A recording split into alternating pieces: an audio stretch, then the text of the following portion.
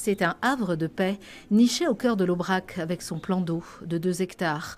Un petit paradis tant pour les poissons du lac que pour les pêcheurs qui sont de retour avec le printemps. C'est calme, ça a été bien entretenu. C'est l'Aubrac, c'est en Aveyron, ce sont de jolis pays. Il y a d'autres endroits, mais nous on préfère ici ce petit coin tranquille. Le lac des Picades, c'est aussi un personnage associé au site depuis 22 ans. Ça va? Ça a mordu ou pas? Pas encore. Bon, allez, patience, ça va finir par marcher, allez. C'est un site qui est très difficile finalement en pêche, quoi qu'on puisse en penser. Vous avez des périodes où ces poissons vont répondre présent, parce qu'il y a quand même une densité, puisqu'il y a des apports. Mais il y a des périodes où ces poissons ne mordent pas, parce qu'il y a un milieu naturel. Vous avez les verrons, vous avez les insectes, vous avez les larves, vous avez les températures d'eau. Ça correspond complètement à la pêche. Vous avez peut-être pas assez de fond. Vous étiez de l'autre côté, vous étiez monté là-haut pêcher? Là, en face.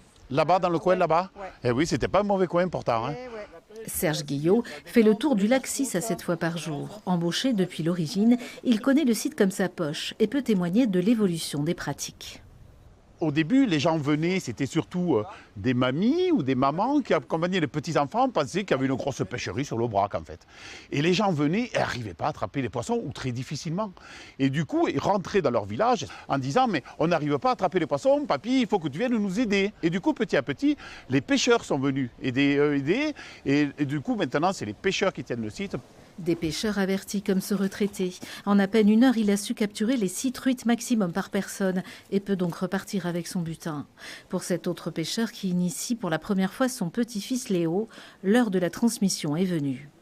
Si jamais il plonge, hop, tu tiras. Voilà, comme ça, c'est bien. Et ils ont continué toute la journée dans l'espoir que le poisson morde enfin à l'hameçon.